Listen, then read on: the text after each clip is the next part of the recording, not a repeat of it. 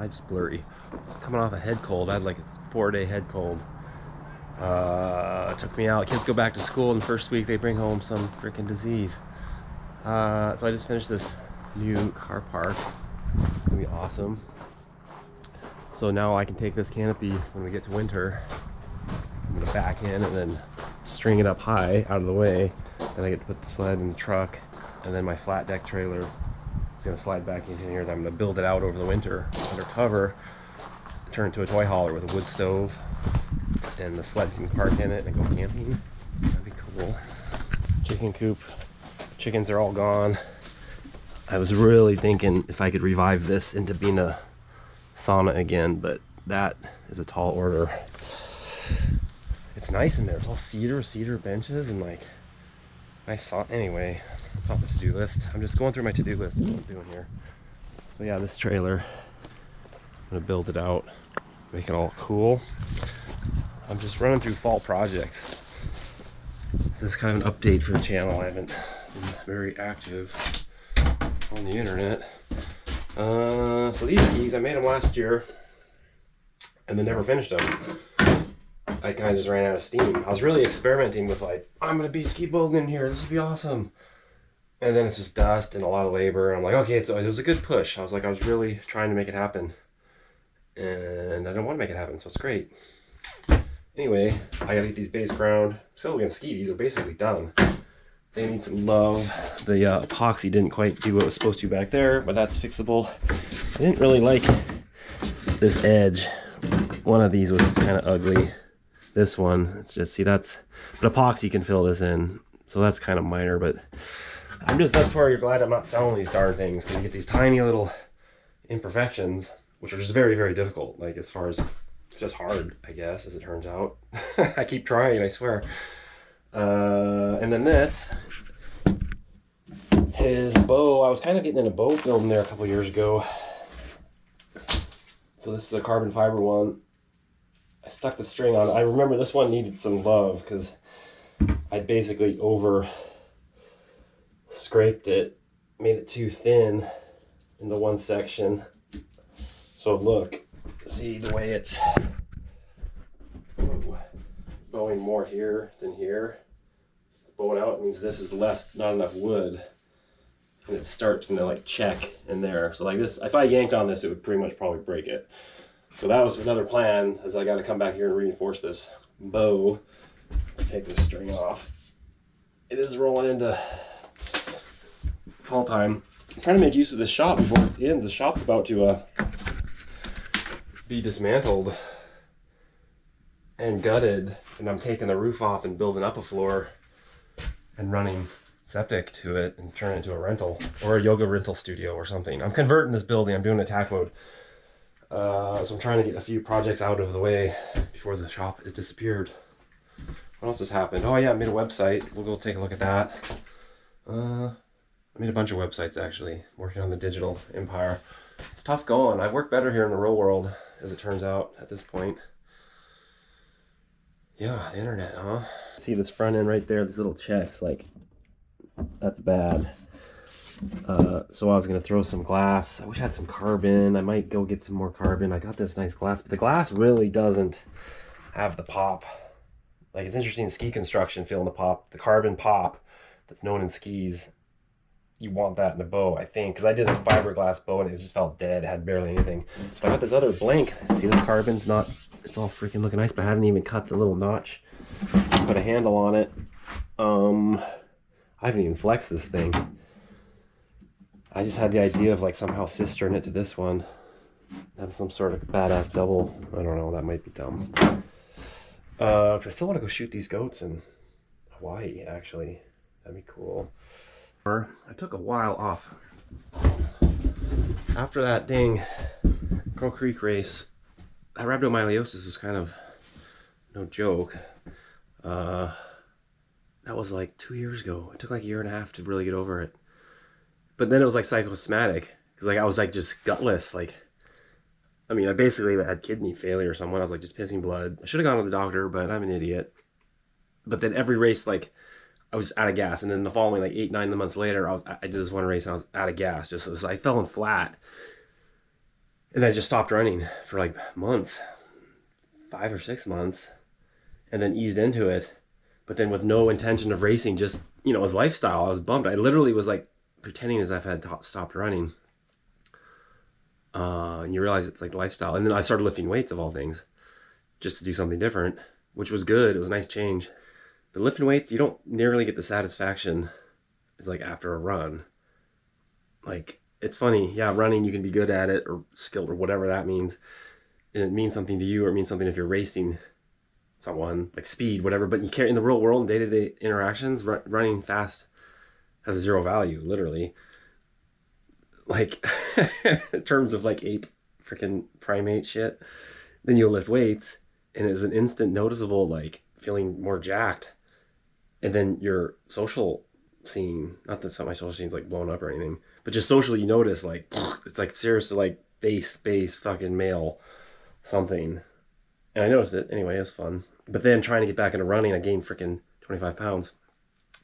So it was tough, but I was always doing zone two, zone two. I just had zero ambition or almost a fear of going hard because I didn't want to feel flat again. Like, when you're running hard and fast, like a hard race, and it feels good. You're like, it's hard, but you feel good in it and after it. The last couple hard efforts, I was feeling flat. There's nothing there. So then it's almost scary to push it to see if it's still like that, right? So then I got kind of in this zone two morose where I was never going over 5, 6, 7 miles, never going fast, always just slow. But then getting bored. I did it for freaking a year, maybe almost, of just slow, but always watching low heart rate. So I was inadvertently doing low heart rate training, but kind of not on purpose, only by default. And I just forced myself. What was it? I don't remember what the actual impetus was. I decided. So I was bored. I was bored of fucking cruising these freaking same trails. Uh, I've been here for forever running the same trails, and they're fun. It's nice and beautiful, but you get bored of them. So then I changed it up and just started doing hard intervals of all things. I did these hard. I got this little stretch over here. I did like 10 times 300. Then I got a 5 times 700. And then I got up on the hill. I call it the Tanaka Burnout. It's a steep hill climb where you got a power hike and you come around the Tanaka TV corner and it turns flat. And that's the burnout. Is like you go power hike hard, high heart rate. You're like 5.5, zone 5 half heart rate sort of thing. And then you got to turn and make the corner and turn it into a run for like a quarter mile. You're running, and then you got this little thing. It's like this 8-minute long interval, and it's awesome. Just for just beating yourself up. And then I just felt this rejuvenation. It was like, boom. I felt like I was like, oh my God, it's still there. On top of mentally, but on top of like all that zone two training, my legs were just like, oh yeah, we can do this. And now I feel like I'm used to carrying the weight, I guess. I haven't been lifting as much. I do bulk up quickly. I do lots of lightweight. Like, if I did any heavy lifting, I would get way too bulky. I guess that's a complaint. As far as running, that's why I never work out, because I've always wanted to be lightweight on top. But in the result, I do lots of like super light push-ups, sit-ups, that type of stuff. And then the skiing and running, it feels better. It seems obvious. Like everyone's like, oh yeah, lift weights, you do cross training, you feel hip. Yeah, my whole core is kettlebell. My whole core is like tight and strong.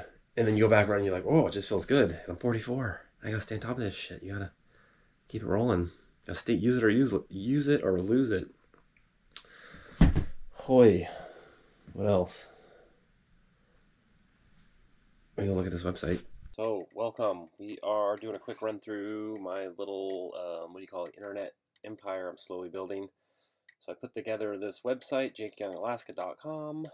I'm kind of busy. I took a break from doing a lot of filming and editing and just kind of focusing on real life for a while. It's good. But then putting also some time into building this internet stuff, learning how to operate Wix and all that. So I've got this multi-layered thing I put together. First and foremost, excuse me, and also getting a head cold. I had a head cold all last week. I'm getting over it. Athlete, skiing around in the mountains. Ironically, here's a picture from British Columbia. It's not even in Alaska, but it's a cool picture. That I roll down, and this jumps over to my YouTube channel. So boom, we're going over there. Oh, like 850 videos. Look at all this action going on. So I'll pull back out of that. Then if I jump to photos, got a whole pile of random photos I dug through here. That's kind of cool. These last ones, like look at this. Like these are from video from the drone. I mean, look at the quality in today's drone footage versus you going back to older pictures. I mean, anyway, quality of technology is pretty cool these days. Let's close that. And then I just got a contact there. It's just simple. So I got this multi-layered thing going on. Then I got Truth Run Hawaii, which is happening starting here in November. Oh, you think you're ready to join the challenge? Jumps over to this other website. So I've got several websites that are linked out of this. Oh, excuse me. And I am new to website building, so I've taken a couple reiterations of this site. This one I threw a bunch of running videos into here. I added this questionnaire, so you give the, let's say, illusion of exclusivity, but you want to make sure your clients are actually suited for what you're offering.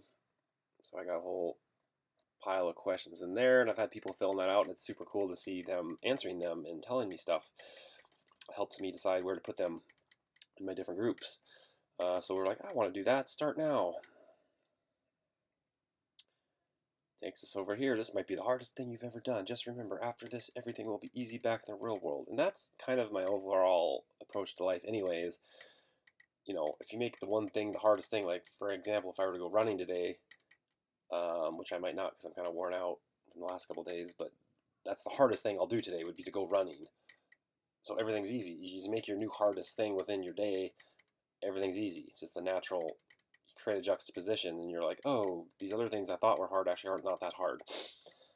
So I'll read this real quick. These week-long all-inclusive sessions, excluding airfare, are being offered monthly. Clients can expect to customize a variety of cross-country running routes coupled with secondary workouts on pavement and substantial optional vertical. Basically, I've got a whole bunch of awesome places to go run around, and I'm going to set it up so that they're out and backs for the most part, and people can maximize their mileage and vert depending on what they're planning on. And it's part running retreat, part ultra running prep. Like if you had a big ultra race, like a 100-mile race, and you had a big build up coming up, this would be a perfect way to throw into your training program. So then also within this website, which is standalone, I can run it back to my hub site and YouTube, and then if I click over here, this actually goes to where you give me money, which is kind of cool. And I'm actually starting at $3,000 a week, but it's going to go up. And these are just my starting scenario. So next side project, and I'm aware of the need or the strong advice to focus on one thing. Like, and I feel like I've got these one things, but they're all layered within my time of seasonal times, but then an onion layered. I think they can all complement each other like a Russian nesting doll, because I have a bunch of artwork that's made. Let's go look at art. This is just here. It's a digital product. Well, it's a digital thing. The art exists. I don't have to do anything. Now it's just there. Just turn around and sell it. So I got a whole pile of art. It's kind of crazy. This has like been a side project. And I just throw these prices on them and see what happens. I got a bunch. Like, look, it just keeps on going. Like, oh my god. Where do I find the time? I don't know. Just put this one up the other day. Oh, what's it doing? Oh my god. Why did it do that? Oh, look at that. It just jumped over here. I don't know. This looks cool. Makes you kind of want to go skiing, I think. So, why is it not? Okay, jump me back. There we go. Sorry for the run around here. See, here, then I have stories behind the art, but if I backtrack back to my main page, that's going to bump me over to these books. So they kind of, I got like the web of the links leading you back and forth. Book series. Oh, wait, I wrote 3 books a while ago for fun. And look, this bumped me back to the original art as well. Running from Ghosts. So this is a 3-part series, the Mountain Melter Adventure series. I call this first section the binary. It's like ones and zeros. It's like the root base information. I wrote this when I was 24 and had just very recently had lost my mind and ran off to Canada. This is the first installment of the Mountain Melter Adventure Series, a gritty nonfiction journal-style account of climbing and skiing in the mighty Chugach Mountains of Alaska. With boundless energy and curiosity, the author unveils an obsessive nature as he relates to the mountains and his understanding of the universe. Nonfiction. So if you put that little button there, it'll shoot you over to Amazon. Part 2, Quadratics, Secrets of Alaska. This is a collection of nonfiction short stories that chronicle my many adventures and misadventures while growing up in Alaska. From big mountain skiing to production logging to big wave surfing and extreme triathlons, this is an eclectic and action-driven assembly of first-person observations in dangerous places. Part 1 recapped my life up to age 30. So I had wrote this whole book actually right when I was 30 and then sat on it. And then another 10 years later, I wrote the whole other half of it. Because I have long game patience, as it turns out. At times I feel I'm impatient, but I'm learning long game patience. And then the longer your long game horizon can be, the more,